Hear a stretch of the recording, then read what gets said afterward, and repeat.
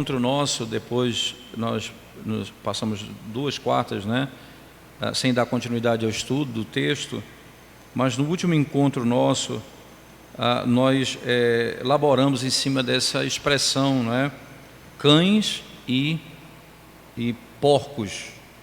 Nós trabalhamos um pouco sobre esse conceito e eu fiquei de arrematar esse assunto antes de entrar no último tópico, que é um tópico menor, que é lidar com o conceito daqueles que são declarados cães e porcos dentro da excomunhão. Como é que você tira alguém da comunhão ou expulsa alguém da mesa do Senhor? Como é que você tira alguém da mesa do Senhor, Então, aqui o Senhor está nos dando, antes de entrarmos nas razões últimas, qual é o fim da excomunhão? Qual é o fim? Qual o propósito da excomunhão?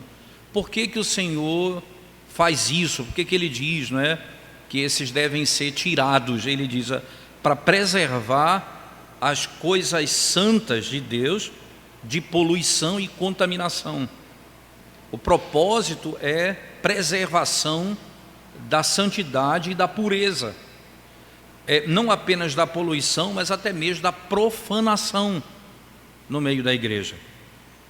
Até mesmo a palavra, a oração e os sacramentos, que podemos dizer, os inimigos, eles pisam sobre eles passam por cima dele, assim como os porcos fazem com as pérolas.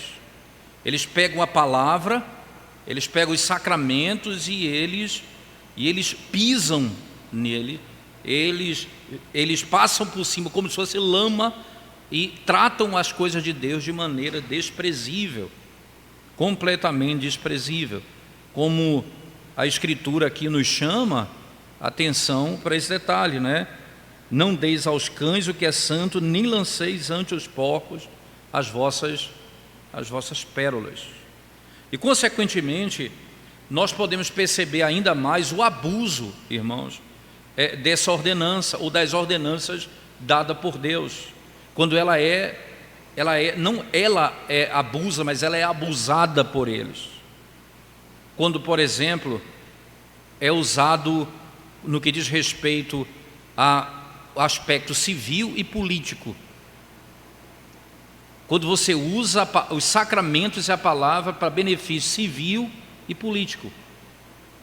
William Perkins vai dizer, especialmente isso ocorria na igreja de Roma, que eles faziam desses elementos da palavra e dos sacramentos, eles faziam um instrumento,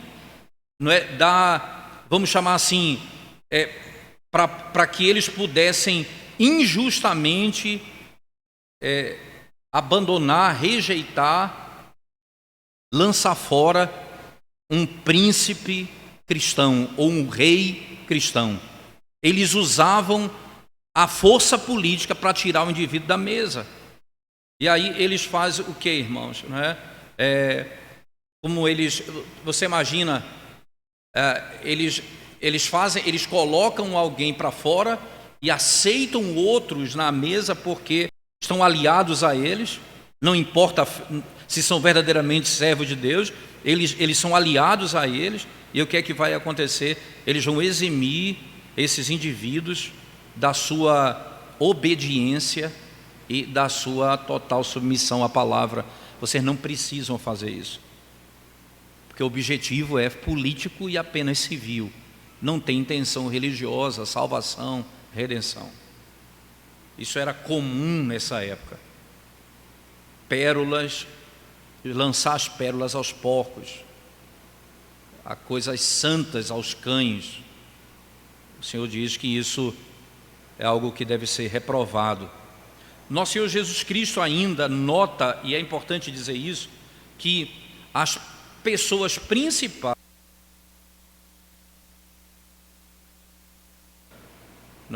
na igreja, elas devem ser caracterizadas como aquelas pessoas que são inimigos obstinados.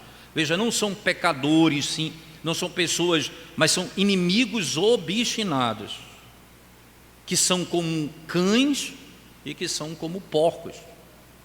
A obstinação diz respeito a voltar ao seu vômito continuamente e a andar na lama continuamente. E isso a censura é feita contra esses, não é? Quer dizer, irmãos, que aqueles que não querem guardar as coisas santas de Deus e a sua palavra e o seu sacramento, não querem mantê-los santos e puros como o Senhor requer. Isso nos faz ainda pensar que esses que vão fazer isso são aqueles que são os que vão executar isso contra essas pessoas obstinadas, são os ministros da palavra e do sacramento e os presbíteros da igreja. São esses que vão lidar com os inimigos da verdade, tirando-os da mesa do Senhor, excomungando-os, a fim de manter o sacramento e a palavra puros. Além disso, irmãos, nós podemos perceber como essa censura da igreja, como e até quando ela se estende, não é?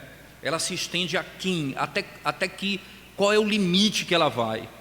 Ela vai, mais uma vez, contra os inimigos voluntários e obstinados contra a palavra e os sacramentos do Senhor. E o que é que a igreja vai fazer?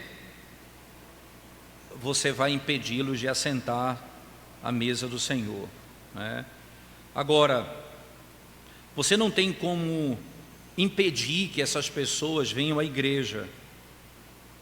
Se a parte excomungada, irmãos, por causa de algum pecado, né, se essa parte excomungada, ela deseja vir à casa do Senhor, nós não podemos impedir nesse sentido, porque há esperança de arrependimento mesmo para esse que foi excomungado.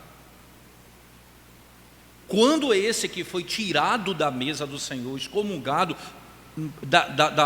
do corpo de Cristo, por causa que se declarou um porco e um cão, quando esses buscam arrependimento, nós podemos dizer que eles não estão se manifestando verdadeiramente como cães e porcos. Embora eles tenham sido excluídos da igreja, do sacramento, da oração, eles devem ser admitidos para ouvir a pregação da palavra.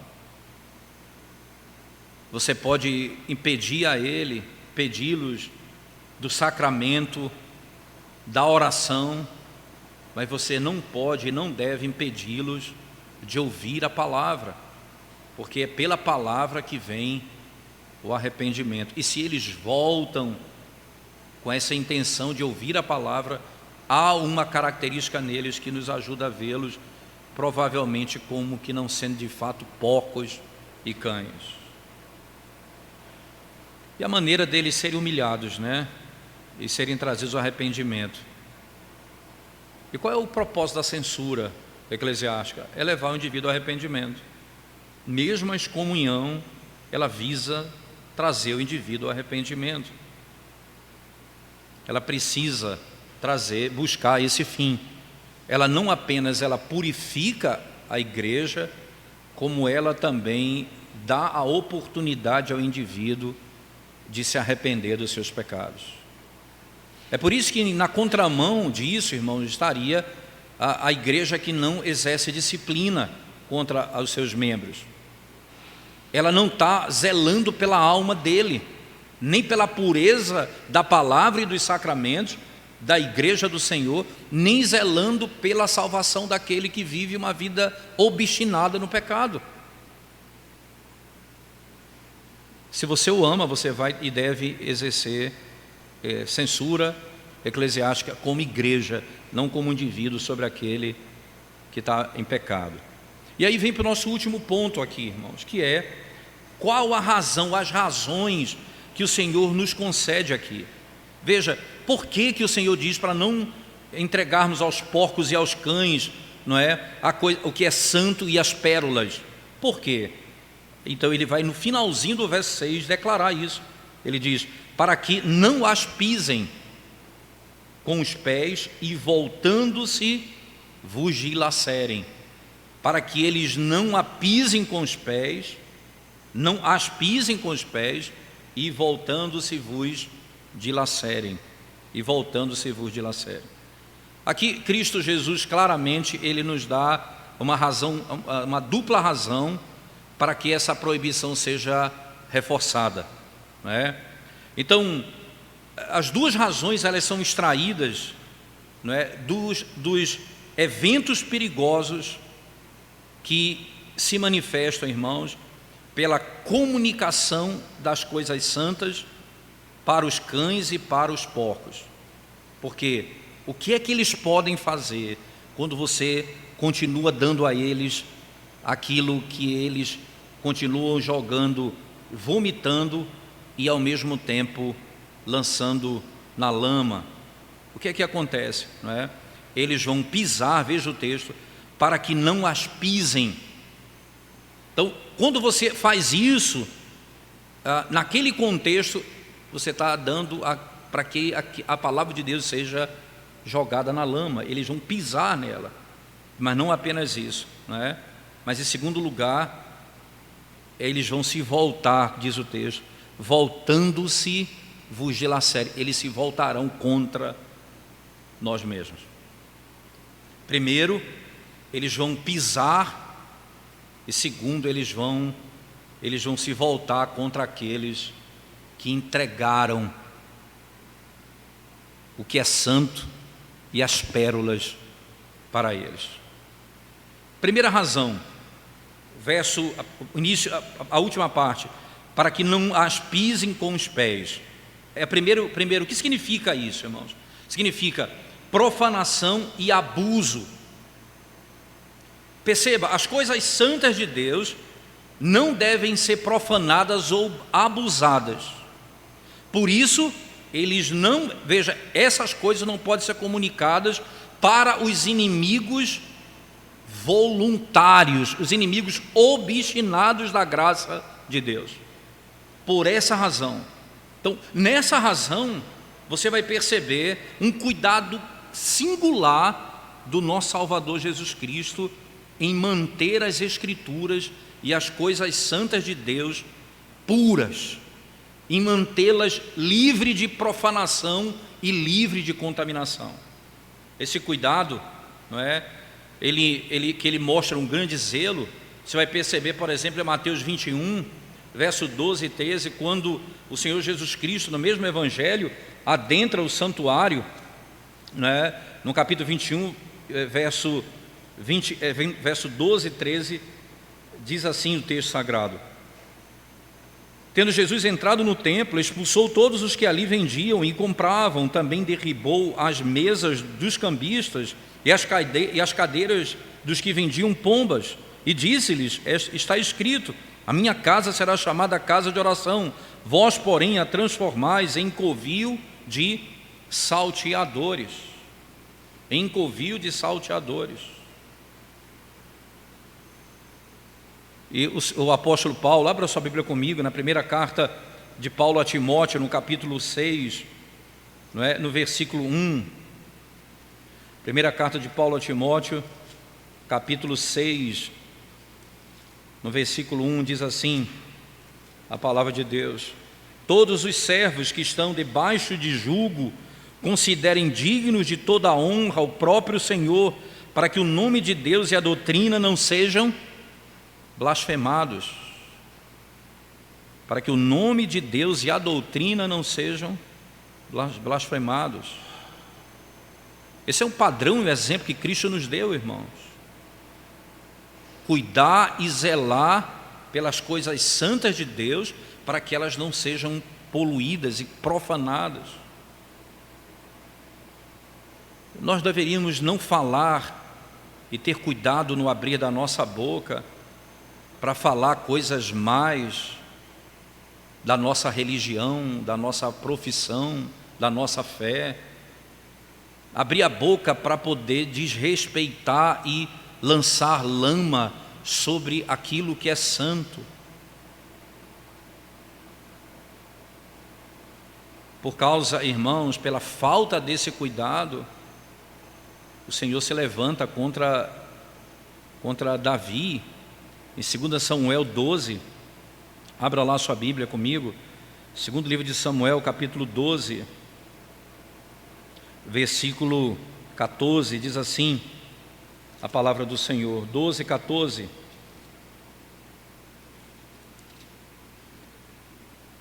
Mas posto que com isto deste motivo a que blasfemasse os inimigos do Senhor, também o filho que te nasceu morrerá.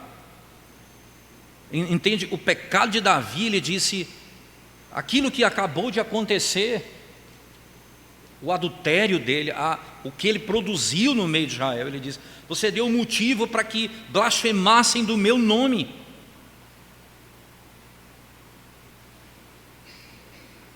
E nós devemos orar, irmãos, como o apóstolo Paulo nos ensina, na segunda carta de Paulo aos Tessalonicenses, dizendo, no capítulo 3, verso 1, pelo que não podendo suportar mais o cuidado por vós, deixa eu ver aqui, 2 Tessalonicenses, desculpa, eu estou lendo a 1 Tessalonicenses, 2 Tessalonicenses 3:1, ele diz, finalmente, irmãos, orai por nós, para que a palavra do Senhor se propague e seja glorificada, como também está acontecendo entre vós. Orai por nós, para que a palavra de Deus seja propagada e seja glorificada, não profanada, não tratada como comida de porcos. Quando o Senhor Jesus nos ensina a orar, antes de qualquer coisa que eu peça ao Senhor, meu primeiro pedido deve ser, santificado seja o teu nome. A palavra de Deus, irmãos, é o seu nome. É assim que ele é conhecido por nós, no meio de nós. E o nome do Senhor é magnificado acima de todas as coisas pela palavra. E é por isso que Davi, no Salmo 119, no verso 39, ele ora pedindo exatamente isso. No Salmo 119, versículo 39, o salmista ora assim, irmãos. Verso 39, diz assim o texto: afasta de mim o opróbrio que temo, porque os teus juízos são bons. Afasta de mim o opróbrio que temo, porque os teus juízos são bons. Perceba, a tua palavra, os teus mandamentos são bons, são santos. Tira de mim o opróbrio. É essa a oração de Davi, porque os teus juízos são bons. Em outras palavras, livra-me, Senhor, livra-me de trazer e de produzir algo que traga reprovação à tua palavra ou às tuas obras, porque a tua palavra e as tuas obras são boas. Livra-me, Senhor, de viver assim. Não me deixa viver assim. A blasfêmia, irmãos, ela é o pecado que nós podemos praticar e podemos levar outros a praticar quando profanamos o nome e as coisas santas de Deus. Davi disse, o Senhor disse a Davi, o meu nome foi profanado entre os inimigos. Paulo vai dizer aos Romanos no capítulo 1, o nome do Senhor foi feito chacota entre as nações por vossa causa.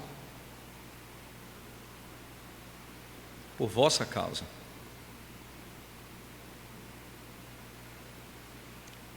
Segunda razão, irmãos, que o Senhor vai nos instruir é quando Ele, na segunda parte do texto de Mateus, a primeira é para que, porque eles vão pisar, não é, aquilo que o Senhor, que foi entregue a eles.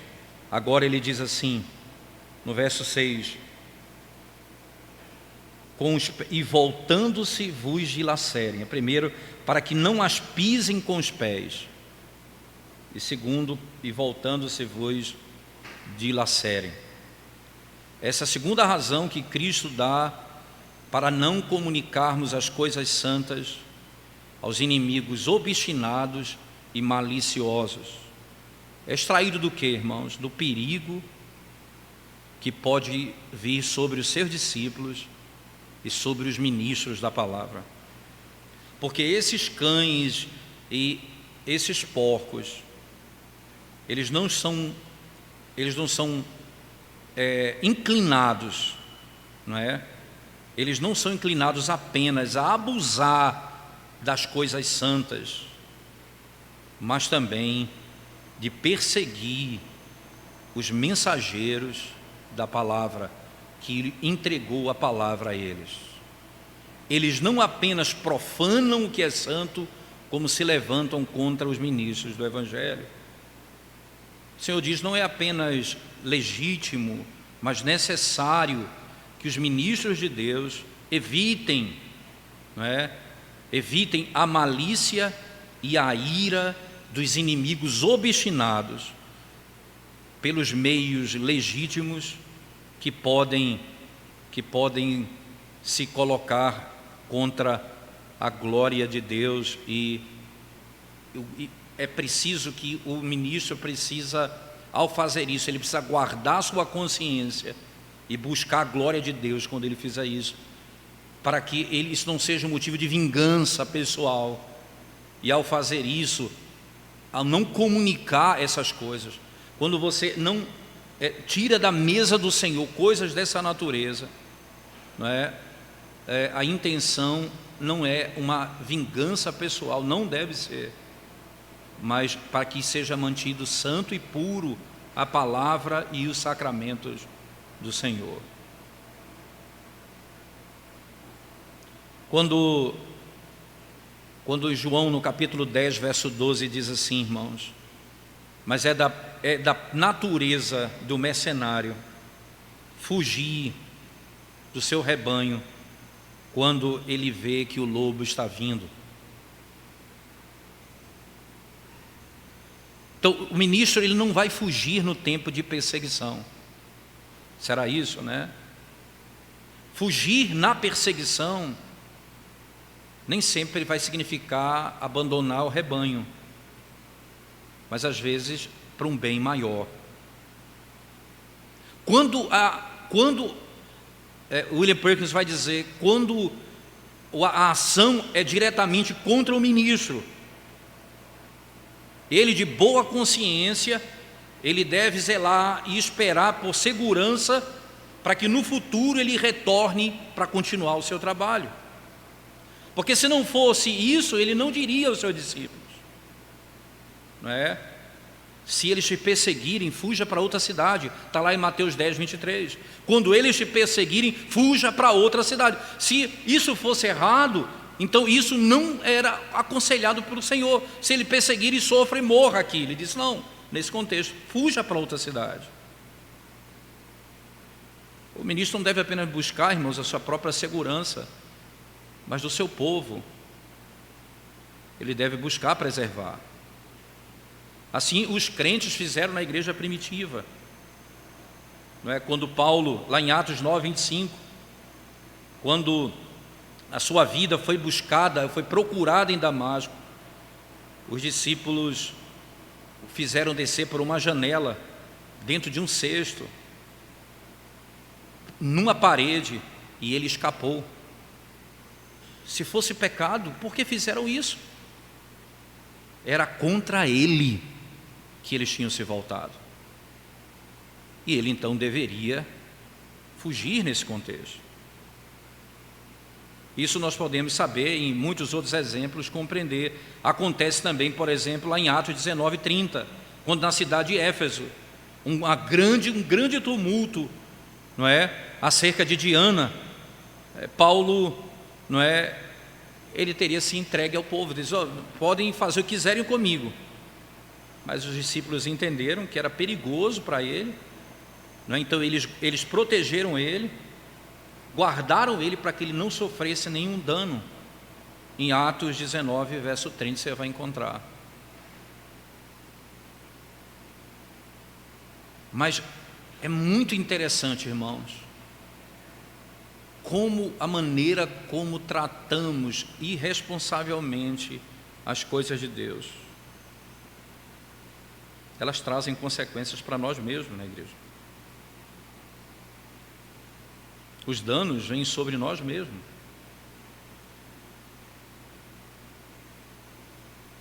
E você vai perceber, olhe para a sua vida e analise isso, os pecados que você mais deixa passar na sua vida, as fraquezas que você cai continuamente, que você não lida com ela biblicamente, e você vive naquela realidade continuamente. Essas são aquelas que se voltarão contra você lá na frente. O teu pecado te achará. O teu pecado te achará. Quando não tratamos à luz das Escrituras as nossas próprias faltas. Eu já sou pastor há algum tempo, posso lhes dizer, irmãos, os maiores inimigos que eu já tive, não vou falar o termo inimigo, porque a palavra inimigo dá a ideia que não é crente, eu não quero atribuir esse juízo de valor a ninguém nesse sentido, mas as maiores inimizades que eu já tive dentro da igreja foram com aqueles que cometeram falhas graves e eu tentei tratar da forma mais suave possível. Foram os que mais me fizeram sofrer na jornada. Isso é lógico na revelação bíblica. Seja o pecado pessoal, seja a maneira como você lida com o pecado da igreja. O que o Senhor está dizendo é que eles voltarão e vão dilacerar vocês. Vocês não devem apenas, irmãos, tratar com seus próprios pecados dessa forma. À luz do Evangelho, da misericórdia de Deus, fujam da obstinação, não sejam insensíveis, clame ao Senhor, busque misericórdia. É a única forma de você estar lidando com o seu pecado biblicamente. Mas a insensibilidade ao pecado, ela é um prenúncio de grande sofrimento. Antes do tsunami, o mar fica em silêncio. Parece que há paz, mas não existe. Não existe paz. Não lancem as coisas santas aos cães e as pérolas aos porcos,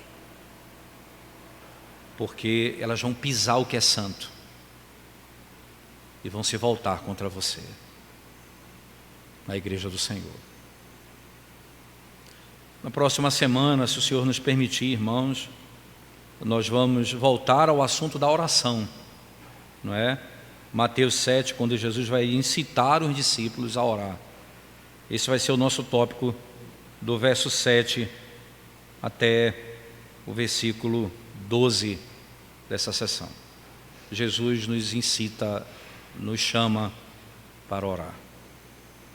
Vamos orar ao Senhor e logo após nós vamos dividir em oração. Graças nós te damos, ó Deus, graças nós te damos, porque o Senhor tem nos concedido revisitar a sua palavra de todo o tempo. E quando a abrimos, Senhor Deus, não é a tua palavra apenas que é aberta, não, a nossa alma é exposta. As nossas fraquezas são colocadas diante de ti. Mas é diante de ti que estamos, Senhor. Ó Senhor, suplicamos o teu favor sobre nós. Ó Deus, perdoa-nos. Socorre-nos, Senhor Deus. Tem piedade da nossa vida. Não nos deixa agir por vingança em nenhum momento da nossa vida, mas sempre buscarmos o que é santo, o que é puro, o que glorifica o teu nome, e ter a nossa consciência em paz, Senhor Deus, em paz. É o que nós te pedimos, ó Deus, suplicando a tua misericórdia, em nome de Jesus. Amém, Senhor Deus. Amém.